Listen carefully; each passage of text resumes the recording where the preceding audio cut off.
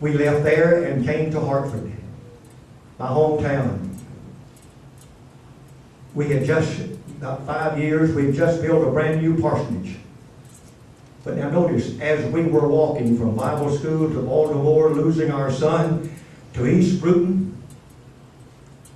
Oh, there's another story. Oh, there's so many stories. Let me tell you the God that I'm serving tonight. You're talking about money. Money today isn't anything like it used to be. I promised the fellow we'd put an overhead, due to the blueprint, an overhead fan and a conditioner in the back that blew out over it. Do you believe it cost $335?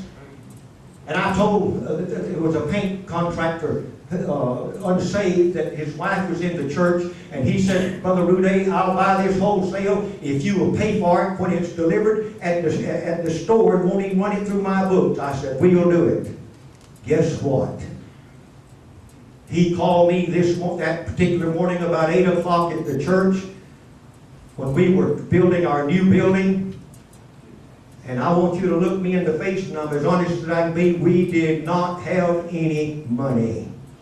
We were in the process of floating a second $5,000 bond program, but no money. I had given my word that we would pay for that when it arrived. It was coming in by truck. Here was an unsaved man. I wanted to be good and give a good example. What did I do? I was just miserable. For about an hour and a half, I was working on, some of you have heard this story, I was working on the platform, nailing one before flooring down, and I was praying and crying right by myself. The rest of them were around everywhere else.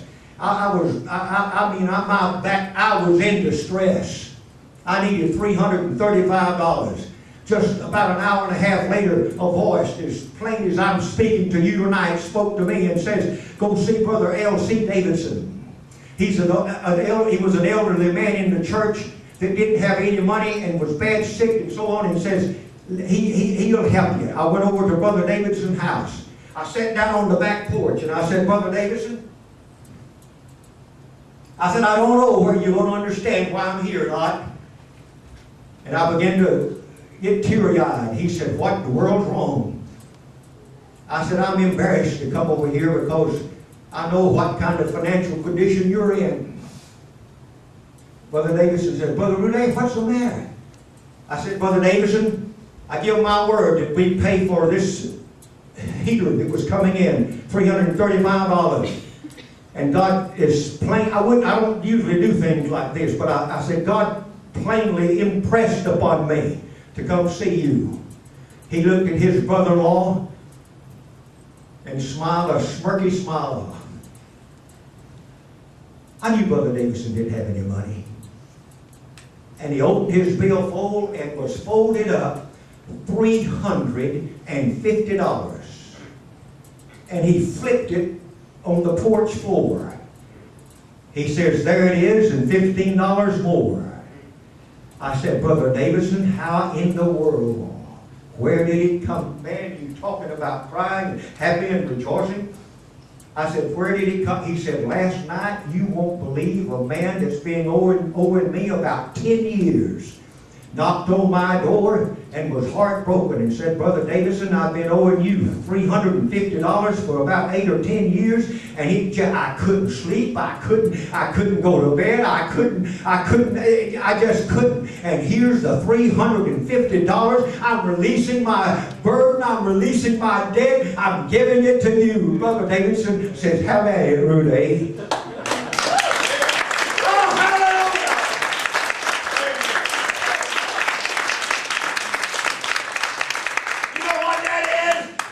Victory flag. God's on the throne. Somebody told me tonight he wanted to see it. I think it's about time to do it. Well, glory.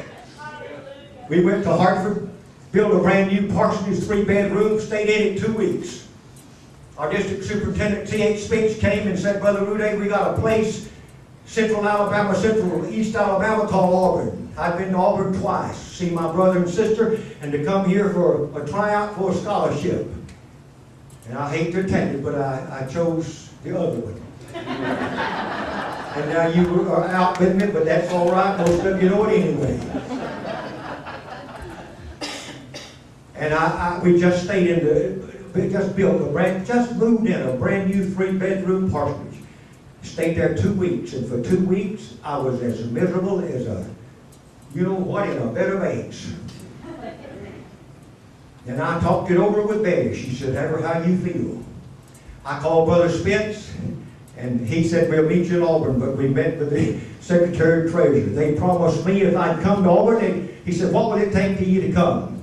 I said, "Well, I've got a wife, and she's pregnant, and I got 2 babies. I need $75 a week until I get the church built." They said, "We think we can do that." But when we got here, they told me we had to pay it back. Didn't tell me that before I come. Man, how mercy, as tight as me and Mark is, we'd have never been that. But you know what I did? I prayed and I said, "Lord, you sent Betty here, and we are here."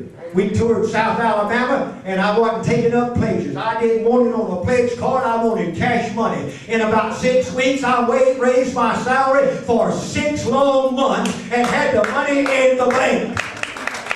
You know why I'm happy tonight? You know why I'm still walking? Yes, God's the God of Jacob and Abraham, but God is the God of Mark, Nicole, Restoration Church, and Rude and Betty in 1999.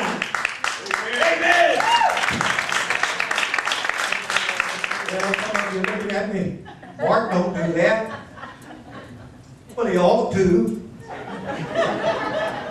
He wants to, he said. Now listen to me. It didn't stop there. We came here to build a church very quickly. We went over on East Glen to Prather's Lake. Had some property there.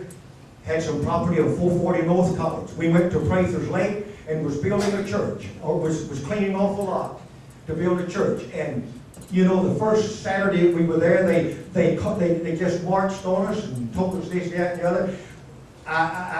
It was pitiful. I parked there. They said, "We want to meet you this coming Saturday." I drove up. 13 neighbors met me on the parking lot, blocked my car in, and said, I'm sure back then all the preachers wore ties.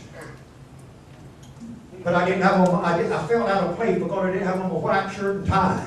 And I really felt out of place when they got through with me. They went by and ridiculed me and told me, said, "Brother Rude," no, excuse me. Boy, that was a boo-boo. Said, "Rude, listen." Says, "You may build this church, but you don't have any assurance that it'll stay up. You may park on this lot, but you don't have any assurance when you turn your ignition that something's going to blow up." That wasn't in Russia. That was in Auburn, Alabama in 1964. But I just kept on walking. I got a bad knee, but I'm walking. And I just kept on walking. I met with a neighbor and I said, "Listen, if there's so much trouble with us coming here, how about you buy it?" If you don't want me, the only way to get us out is to buy us out. Bless your little pea-picking heart. God is on the throne. That man bought that piece of property.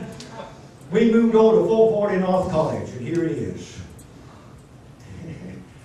If you've never heard the story of Mr. Biggins, I can't tell it to you in a half a night. 135-pound man. Never been to church in 65 years. Didn't know God, didn't want to know God. Owned that property and had 5 clauses in it. I went to his house, and the first thing he did was says, "Get out.